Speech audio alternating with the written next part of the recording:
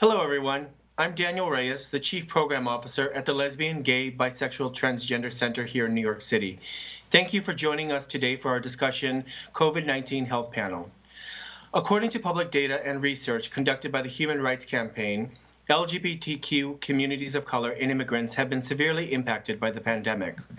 Black people only make up 12% of the population, but account for 22% of all COVID-19 deaths in the United States. In New York City, Latinx people make up nearly 34% of all deaths related to COVID-19, despite only being 29% of the city's population. And in New Mexico, Native Americans are only 11% of the total population, but comprise nearly half of all COVID-19 related deaths. Today, we are going to discuss the impact of COVID-19 on LGBTQ communities of color and immigrants. And as the shelter-in-place restrictions begin to be lifted across the country, we will discuss how we move forward in a more equitable way. Joining our discussion today is Dr. Darian Sutton, emergency physician and medical contributor at ABC News, Stephen Karpiak, Senior Director of Research at the Acria Center on HIV and Aging at GMHC, and J. Maurice McCants-Pearsall, Director of HIV and Health Equity Programs at the Human Rights Campaign. Thank you for joining me today, gentlemen. So, from your perspectives, what are you seeing? What have been the experiences of LGBTQ people of color and immigrants during this pandemic? J. Maurice, you want to get started? Yeah, sure. Thank you for having me today. When we look at the data, we see that, particularly as it relates to the quarantines, we see that LGBT folks are disproportionately impacted by COVID. With that being said, the hospitality service, management services, or hospitality industry accounts for nearly 40% of persons who identify as LGBTQ. Those are folks who work in fast food restaurants, who work in hotels, and restaurants and retail stores. They're now out of jobs. And we see in some of our data that those folks tend to be people who are Black and brown. We realize that the systems that exist, the social service systems that exist prior to COVID, have always, in many ways, failed people of color. So now those systems, and they were already burdened, so now those systems are experiencing an extra burden as it relates to trying to get people within the system. We talk about unemployment. We look at the time that it takes for a person to file. Traditionally, you file within a week, probably a week or and a half, maybe two at max, your application will be approved. But now you have millions of people who are filing for unemployment, and that process is taking much longer. So then what happens to folks, particularly those who are Black and brown, possibly of the lower income bracket? What happens? Like, there's no income coming in. We still have housing and food that they have to take care of. So, we're seeing this have some dramatic and probably lasting effects on communities of color. Thank you. Dr. Darian, you are obviously a physician, so what have you been seeing on the front lines? So right now, we've gotten through most of the pandemic in New York City. Currently, we are trying to be proactive in preventing the likely next surge of these cases of COVID-19, while figuring out what best ways we can limit the exposure to others who may be vulnerable. And that, of course, includes our queer people, specifically our queer people of color in our communities that are just significantly at risk. I wish I could talk about a lot of the data that would be existing, but a lot of it is neglected. And many people know that the best way to not allow a scientist to speak on a subject is to not be able to give them data. And so that's a big issue that we're facing in science right now. Wow, thank you. Stephen, how about you? You've been working with older populations at GMHC. How have folks been dealing with the pandemic? Well, the older adult has been the topic of my research since 2002. And at GMHC, we have a very large older adult population who are LGBTQ. In fact, 42% are Black and 31% are Latinx. And about 61% identify as gay. And then there are other categories for which we don't have all that complete data. But with the onset of COVID, we watched our client population. Of course, we've had to close GMHC. All of us are working virtually right now. But one thing that I observed the most was that, particularly among the Black and Latinx members of our clients, that there was a great need for food. So our pantry and our feeding programs closed down. We would feed about 350 people a day for lunch and about 450 for dinner on Fridays. And our pantry was so busy it was oversubscribed. So imagine all that came to a sudden halt. And yet food continues to be a necessity. So we had many volunteers as well as staff who got their cars out, those who had them, and arranged to deliver, I think, over 10,000 meals to these particular clients who were infected. Wow, that's amazing. That's amazing. So, we've kind of touched on this a little bit. Jay Maurice, you did a little bit, but what are the dynamics that you feel, or the factors that you feel explain why COVID-19 has disproportionately affected communities of color and immigrants? Dr. Darian? I'm sorry, can you repeat the question one more time? Sure. What factors do you feel might explain why COVID-19 has disproportionately affected communities of color and immigrants? Yeah, so the beginning of the problem, which began in January during our first case, during January 20th, is the lack of available, accessible testing. When you don't have testing, you don't know who's positive. And when you don't know who's positive, you don't know where to direct your resources in order to prevent further cases from exposure. And that was the primary issue. Many of our patients of color, specifically our queer patients of color, did not have the available, accessible, affordable access to testing. And that showed the results of it, of what we've seen in these amount of cases and unfortunate deaths. The second issue is just the fact that many of our patients, as Jay Maurice and Stephen said, are food unstable. They don't have accessible access to internet. They don't have accessible access to actual basic services. And so that was the main issue, which led to the exposure of so many, which led to the contamination and the rates of COVID-19 increasing in these parts of New York City specifically that are full of high-risk people who don't have the access and affordable care. Thank you. Do you have anything to add, Stephen? Sure. I think that at the beginning of the epidemic, we were afraid that the older adult with HIV was at high risk for the COVID virus. But as some data has been coming out, and we don't have all of it yet, what we're observing is that many were not at such a high risk. And I think part of that reason underlines what's going on in the epidemic in general. If you have HIV, you are likely connected to healthcare. And you've been likely connected to healthcare since your initial infection. So therefore, compared to the non-HIV population, this population has access to healthcare. And that makes a big difference in how the virus might infect them or what their health outcomes might be. So I think that there was they were at a, if you will, at an advantage, but at the same time, it exposed the underbelly of our healthcare system. Hey, thank you. Yeah. I think that one of the things that seems to be kind of lost in the translation is this almost lifting up of frontline and essential workers as almost heroic, and yet we fail to recognize that many of them are doing it out of necessity, because without those jobs, especially queer people of color and immigrants who don't have access to unemployment, don't have access to entitlements, they have to do something in order to keep food on the table and to stay housed. And I think that that's definitely something that it's this dichotomy of where it's very much yes, that's great and it's wonderful, and thank goodness that those people have been brave, but at the same time they've been put in positions where they have to be exposed because they don't have the luxury of working from home or being eligible for unemployment at a wage that will keep them sustained.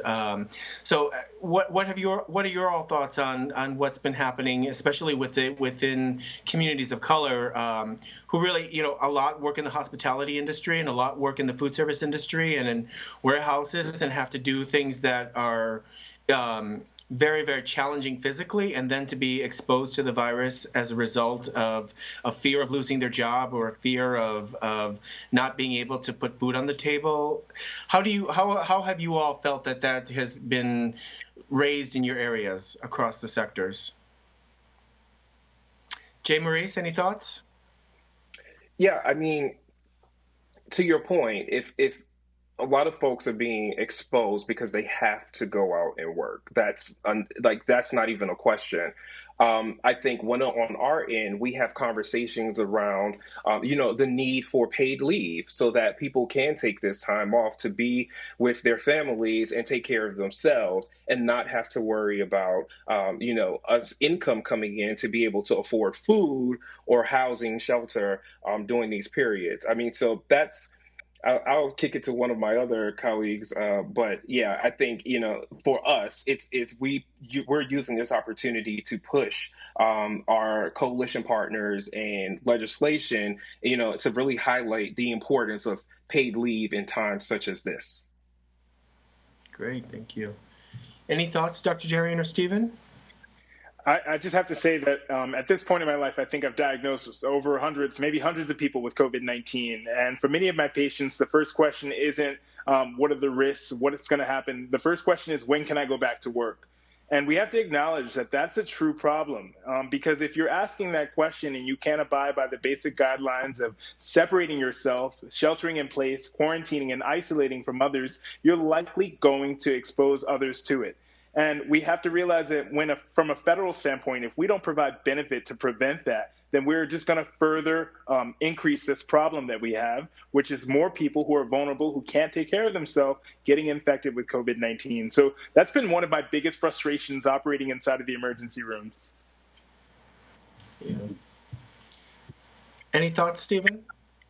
It's interesting that as we hear, the social distancing is one of the ways we have to combat this epidemic. And yet, curiously, the older adult living with HIV, who are largely LGBTQ, they were socially isolated. In a way, they were preemptively isolating themselves from the community. Why? Because they still live under the extraordinarily toxic effects of stigma, HIV/AIDS stigma. And I might mention, we saw in this epidemic now the not particularly pleasant head of ageism rear itself, and how even many politicians were disposing already of seniors who were most impacted, particularly those in nursing homes. So the older adult living with HIV has been, in a way, advantaged, but at the same time, their isolation has been made even worse, and which exacerbates their high rates of depression and anxiety. Yeah. So the kind of thinking along that same line, as far as like immigrants and their ability to access healthcare, what factors do you think have played, especially with the federal government's new public charge rules, which have really have they exacerbated the problem to kind of prevent people from seeking care because of fear that accessing free healthcare is going to, in fact, cause them to be a public charge and affect their immigration case? Any thoughts on that, Dr. Darian? I would honestly, I operate in a small area within Queens mainly. I want to advise anyone that's within New York City that you do not have to give your immigration status, but it is concerning because whenever you have a patient that comes into the hospital, as anyone can attest who's been in a hospital, you give a lot of your information. And I have to be honest, we don't always know where all of that information goes. So I want my patients to operate in the best of their ability to be able to take care of themselves and their family. But I agree, this is a problem. When patients are stopping from being able to obtain care because of fear that their immigration status might be affected, you are not fixing the problem. And so right now, hopefully, we're preventing that with the guidelines within New York City to prevent that exchange of information. But as a physician, I always try to advise the important factors, which is that there is a risk, and I just want people to be aware of that. But obviously, you have to take the pros and the cons when you're making a decision based off of your health. Sure, yeah. What has the Human Rights Campaign been seeing on that front, J. Maurice? No, I totally agree with Dr. Darian. I mean, for us, we've seen, I'm the director of HIV and health equity. So this isn't new or uncommon to me because we experienced this particularly on the HIV side as well. When we look at, after the hurricanes down in Texas, people were afraid to go and seek care because they were afraid of their information being turned over to immigration. We saw in some instances in places where immigration and IAS actually showed up at testing sites and health department locations. So it's a major concern and a major problem. We've worked with a lot of our coalition partners to try to figure out how and where can we put some safeguards in place as it relates to the dissemination of information. Because to Dr. Darian's point, you go to the hospital, you go to the health department, you go to a clinic, you have to give all of your information. And that is what's preventing some folk, particularly those who are immigrants, from actually accessing the care that they need. Yeah. What about at GMHC, Stephen? Well, I know from conversations with my colleagues and people here in the city that immigrants perceived GMHC as a safe space, right? There was a reputation that you could go to GMHC, access services, they would connect you with care and whatever help you needed. But since we had to close our doors, we tried to do some of this by phone, but really this requires interaction with the people who are immigrants in this case. So I know many of them are probably falling through the cracks or ending up in shelters, which are not particularly safe right now. So we are planning our return in the next couple of weeks, and immigrants are number one on our list to assist. Sure. Yeah, it's great. So switching gears a little bit, let's talk about mental health and the impact that it's had on LGBTQ communities of color and immigrants. What are folks seeing? Have there been the I know that there have been initiatives in the city to kind of get the word out, but it's definitely not something that is a method that people will take readily. So, what can communities of color and immigrants do in order to make sure that they are also taking care of their mental well-being, especially as stress levels have been incredibly heightened, not only because of the pandemic, but also because of what's been happening with police brutality and really the fight for racial equity. What are folks thinking or seeing? Stephen? Well, I live on the west side of New York, and I look out to the city, and I see many a demonstration, be it on 9th Avenue, 10th Avenue. And the heartening thing is that these are highly heterogeneous population. These are white, black, Latinx, whatever. This is a great melting pot. Of course, New York City is. So that's kind of encouraging in that these demonstrations are not specific as regards to participation goes, and I think that's what we need, as a matter of fact, when we petition our government. But nonetheless, it's a challenge, and particularly in some of the outer boroughs, Manhattan is a different place to live than, say, Brooklyn or Queens, and I know it's more difficult there. And I think it's the isolation, the fact that you're kind of disconnected from the larger society. Demonstrations aside, is really what's making people almost afraid. Sure. What about you, Dr. Darian? So I have to say that I trained at Bellevue Hospital, which is known for its care of the mentally unwell and the psychiatric illness that exists within New York City. And I want to say that during isolation, you increase the chances of having anxiety, resurfacing depression. Unfortunately, domestic violence is a real problem that will continue to exist, if not increase, during times of shelter in place. And unfortunately, I think as healthcare providers and physicians, we're not paying as much attention to it as we need to be. I think in the meantime, and during the COVID-19 pandemic, you're focusing on those who can't breathe and those who are having shortness of breath and other symptoms. But one of the key issues that is increasing in size is mental health. I want to explain to people that there is different opportunities within each city that is provided by public health. And also, I want to advise as an emergency physician that if you feel as though you may have an emergency that may cause harm to you or someone else, an emergency room is also a safe place. And so I feel for people who are having these issues, because I know that they're existing. And many of us, unfortunately, so many of us are having them, that people don't feel like there's any place to go. Yeah. Any thoughts, Jay Maurice? Yeah, I mean, we partner with our coalition partners and community-based organizations, and what we see is that a lot of Black and brown folk, particularly those who are LGBTQ, find themselves in isolation right now. I mean, we have the demonstrations going on, which provides an outlet for some folks to be able to get out and be among the people. But there are others who are stuck in their home in fear of going out and contracting COVID. So they're continuing to stay in their home. We're partnering with some local community-based organizations to help develop some guidances as it relates to getting people into care or linked to care, mental health or behavioral health care, and some short list of like some agencies that are in geographical areas where these community-based organizations are focused, and making sure that, leveraging our relationship with our community-based organizations and our coalition partners, that folks in the community are actually getting access to these resources so they know that, there may be an organization in their area that has a support group that's offering, a Zoom session. One of the things I realized in this pandemic is that, prior to the pandemic, when we were on the Zoom call, everyone couldn't wait to get off the call. And now our community discussions that we have via Zoom, that, people rushed off the phone and we saw a drop off halfway through the call. Now people are staying on an extra 30 minutes. These conversations are going over an hour. It's because people miss the ability to connect with others. So what we do at the HRC, or what we're doing at the HRC, is working with some community-based organizations and developing community discussions where we talk about COVID, we talk about current events that are going on in the community, and just provides an outlet for people to actually have conversation and convene with each other. And we have seen that to be quite beneficial. So that's what we're doing on our end. That's amazing. Yeah.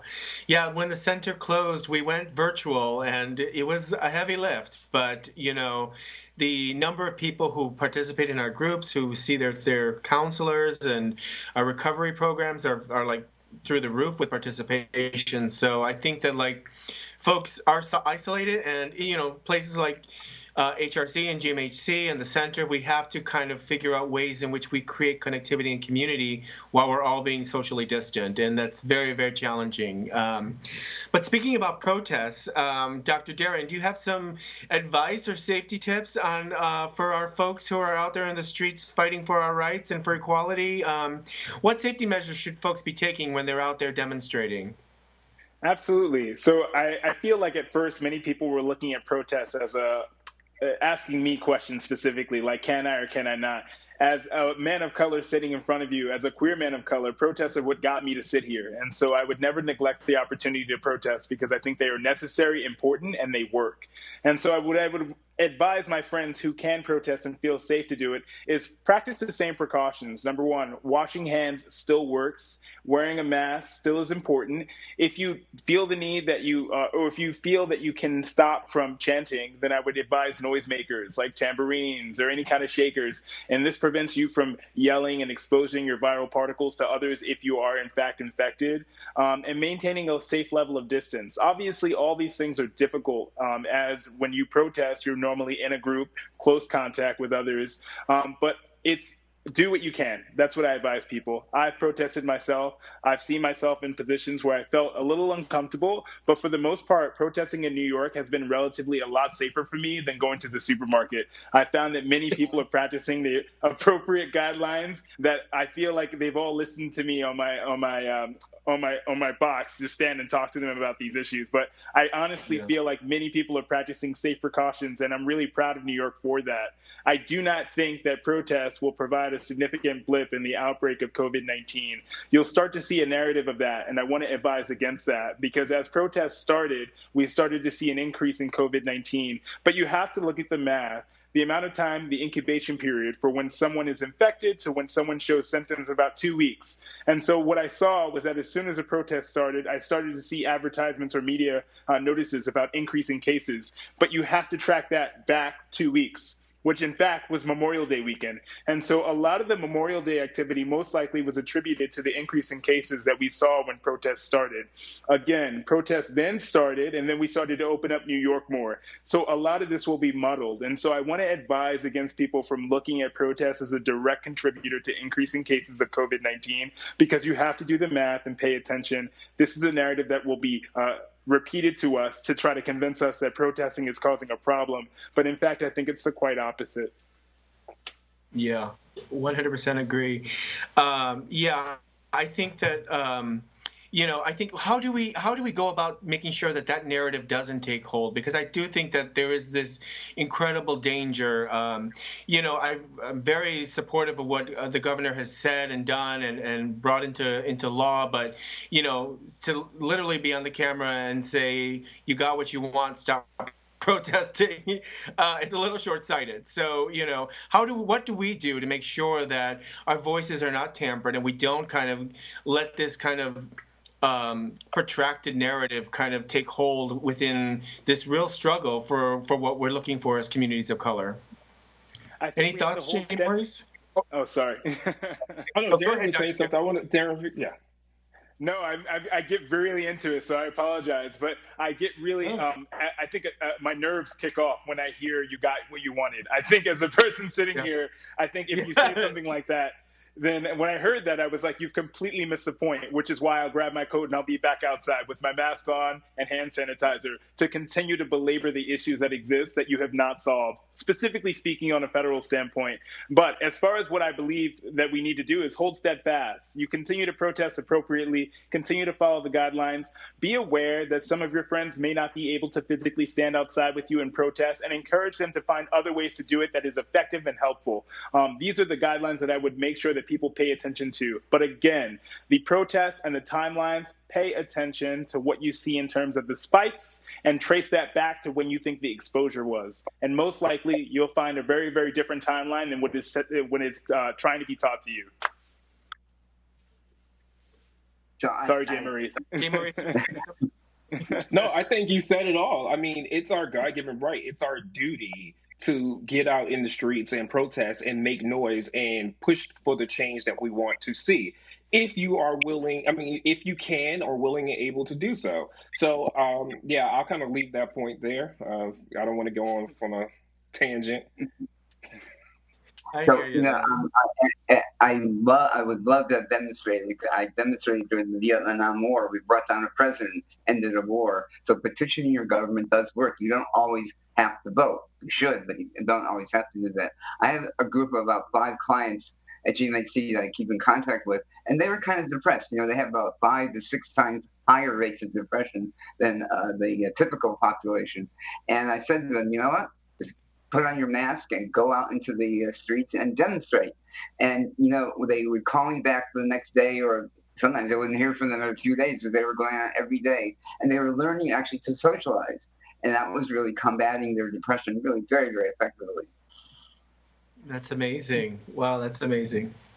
May I just say one more thing, too, as far as tips that a physician can give you? If you're going to protest, take a private photo with the people that you're protesting with and try to keep your group small. And I would advise that when you're done protesting, get tested 5 to 7 days after. If you find that you were positive, check your photo album and advise all of your friends in those photos to get tested. I'm just trying to help people prevent the exposure and the risk and the probable contamination that will lead to the second phase of this virus.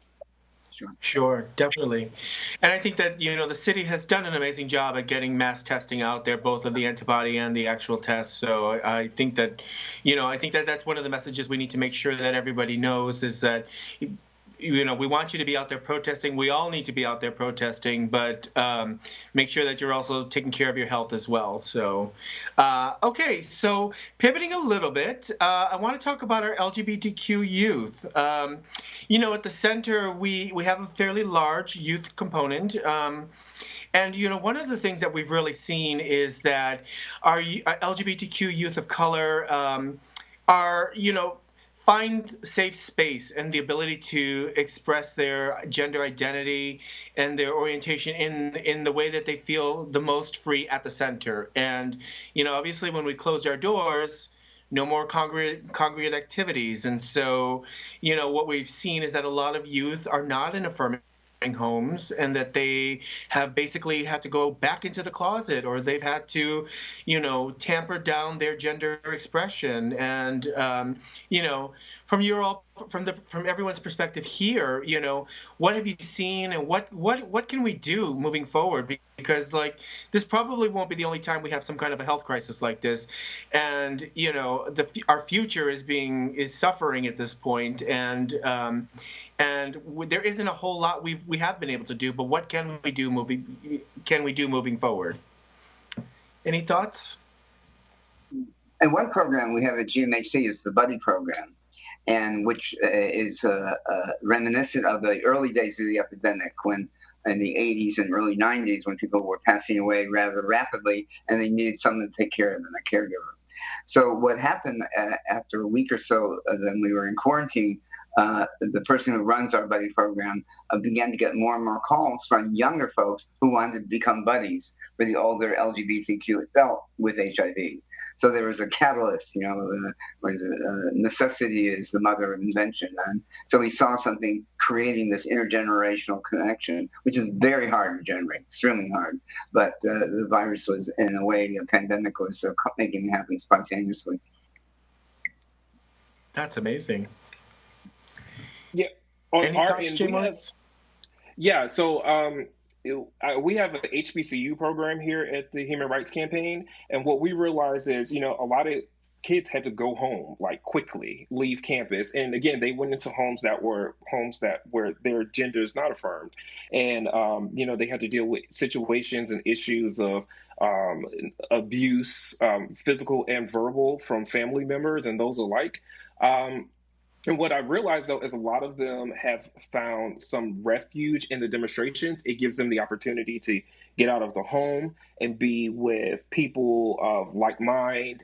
But my thing is, in my personal group, we make a point to reach out to younger folk to provide some guidance and some mentorship. And this is something that we started even before COVID because, unlike GHMC, most of the other safe spaces for youth in the country are starting to close.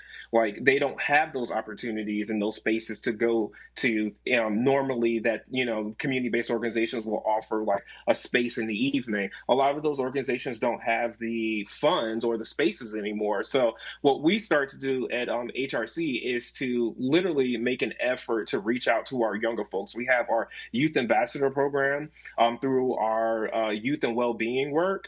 Where we actually mentor members of the community who are LGBTQ identified. So we make an effort to not just engage them, but try to engage their families as much as possible.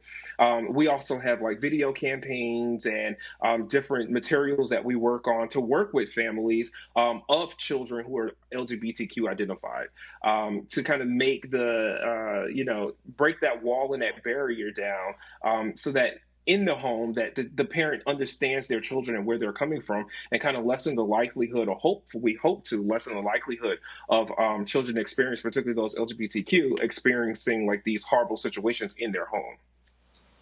Yeah. Any thoughts, Dr. Darian? During this time, I've actually been working closely with social workers. I think it's one of the essential workers that isn't always shouted out whenever we have the applause at 7 p.m., but they do some of the most work in our hospitals, taking care of our communities. And they're the people who advise me, as well as my patients, about opportunities at HRC and the Gay Men's Health Clinic. And so we're just being a helpful hand in terms of educating the public on what exists out there. Yeah, that's amazing. Yeah. Well, hopefully we'll soon be able to open our doors and we'll be able to kind of create that space again. I know that we've been doing a lot through Zoom. It's amazing the mini ballrooms you can have over Zoom. So it's been interesting. I'm always amazed at how flexible those children are. I'm like, oh my gosh, I'm going to get hurt. Well, I want to do a shameless plug if I can. I know we're having, we've developed a program called You Are Now, which is a program that focuses on the house and ballroom community. And we're having our first gathering, which is a community discussion where we talk about COVID, HIV, and kind of the struggles and that young people face, particularly those who identify as LGBTQ. That's going to be on June 24th at 7 p.m. So I just wanted to plug that. So we're doing what we can on our end to engage the community, particularly youth. Yeah. That's amazing. Yeah, that's great. Yeah, I think that that's definitely been an area that not enough energy has been put into it. And really, our youth have really formed their families and formed their culture within the ballroom community, and in both in a good way and a bad way. Sometimes there are some issues with substance misuse, but I think that we have to really focus our energies and make sure that we're supporting them so that they can actually manifest their future in the way that they want to. to, which is always incredibly important. Thinking about our TGNC constituents here in the city and across the country, we've seen a few news articles that have really kind of come out showing how, as a result of the pandemic, many TGNC individuals have had to go back to their hometowns or to their home states, and haven't had access to medications and treatments that they would normally have had in a larger urban setting, and really have been grappling with that. What do you think we can be doing in order to kind of figure out ways and policies that can mitigate this extremely negative impact on our TGNC people of color? I'll start there. I think one of the things that we have to continue to do is, one, it starts with our federal government. We have to push the CDC and the NIH to allocate the proper amount of resources and funding to communities, particularly communities of color.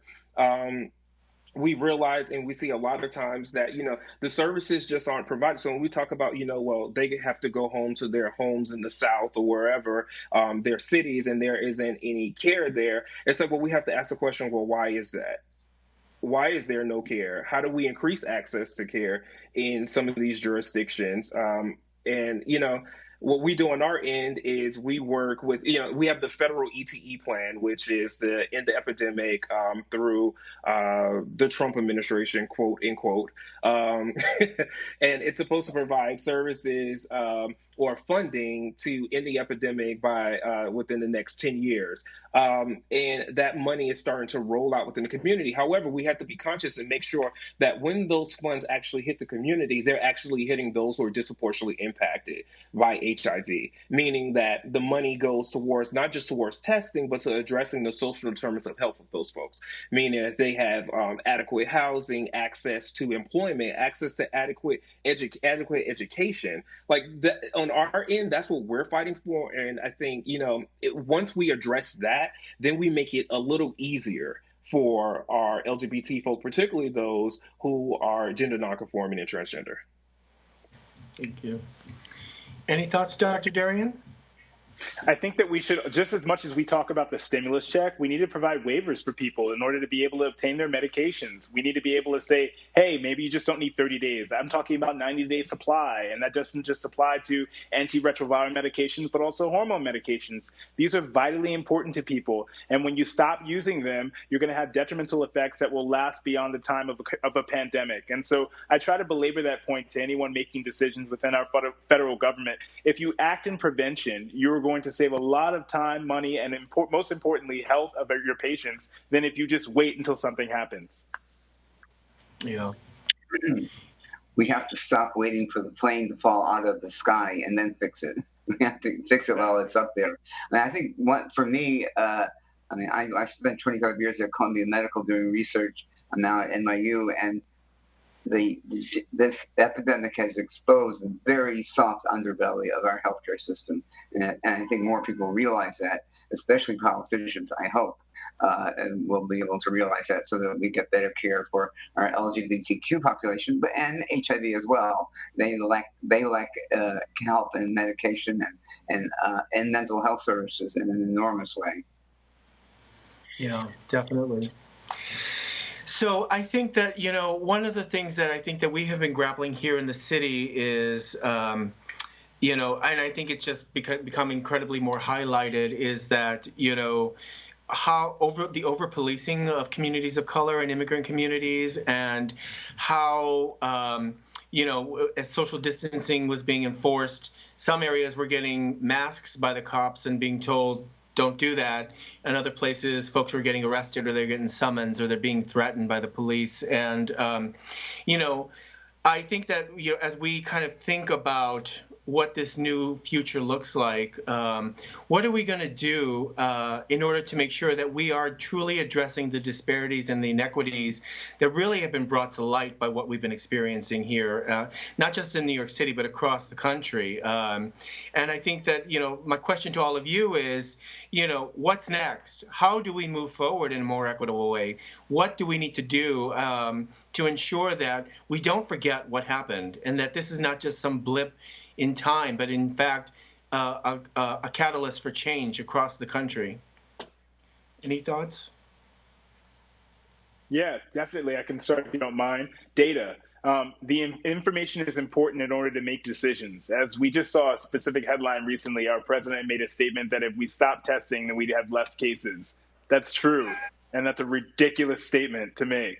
But that's also something, that's how people think inside of our federal government. But that's the thought process in terms of retracting information, withholding data, and not allowing scientists to make actual observations and claims so that you can then be pushed to act on them. And that's a tactic that's been used since the beginning of time. And so the one thing I always try to advise people who are fighting to get change is fight for data. We need information. We need to be specific, because if you don't address it and you don't say that it exists, then you won't be able to solve it. You need to see the variables in an equation before you get the answer. Which is why Amazon is so successful. Exactly. And I think the point Darian made about data it's spot on. We released a letter in partnership with Color of Change about a month ago that we addressed to the Secretary of Health and Human Services and the respective heads of the other federal agencies, the NIH and the Centers for Disease Control and Prevention. And what we did was we're asking for or demanding, it's the We Demand campaign, we're demanding accurate collection of racialized data, particularly as it relates to COVID-19, because we know that data drives resources. When we look at the HIV epidemic, we see that resources are distributed to communities that are most impacted based on the rates of infection or acquisition within that area. And if we don't have the accurate number and or data as it relates to COVID in communities of color, then we cannot fully guarantee or make sure that services and dollars are allocated to those communities that are mostly impacted. So to Darian's point, data is of the utmost. And I think that's the first place where we must start, is the call and demand for accurate data. Yeah. Which is why the census is so important right now as well. Yes, definitely census. Yes. And to your question, I think you said something in your question. You asked about like police brutality and what are some things that we can do. We can vote. And I don't think, and when I say vote, I mean vote on all levels, like not just vote for your president, but vote for your mayor. Be engaged in the mayor's race. Be engaged in who is the commissioner of health. Like those little races, in many ways, little, and I use quotations on that. Those races have dramatic impacts on your livelihood and your lived experience right where you live, in your home. Direct impact. So if we have issues with our police commissioner and our commissioner of health, then it's our job to make sure that we are at the polls and we're voting for mayors who appoint these people, that they're appointing people that have our interests in mind first and foremost. Definitely. So true. So thank you all so much for this incredible conversation. So I have just one last question. It's almost reminiscent that we're in this galvanizing time, and we're also celebrating the 50th anniversary of Stonewall and the Stonewall March. And really, hoping we don't lose sight that it was our Black and brown brothers and sisters that made Stonewall happen. And so my question to all of you is, what will you be doing to celebrate Stonewall 50 this year? Well, this is part of participating in this forum, which is great. Especially from home.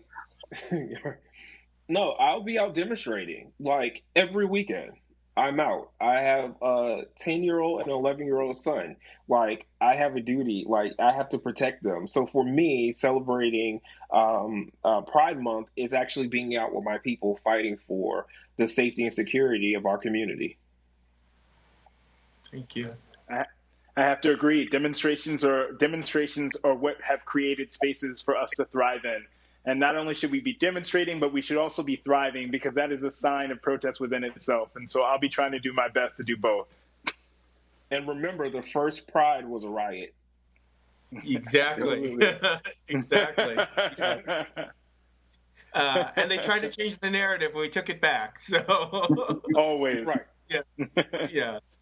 Well, that's what I'll be doing too. I'll be out demonstrating as well, because I just feel as though we have to create a future that is equitable for everybody, and we have to get past this health pandemic, but we also have to not forget what's happened and understand that we have to create a future that includes everybody, and that includes all LGBTQ people, all communities of color, all immigrants, and we really learn to embrace love as opposed to just this rhetoric and this narrative of hate and otherness that really keeps us divided.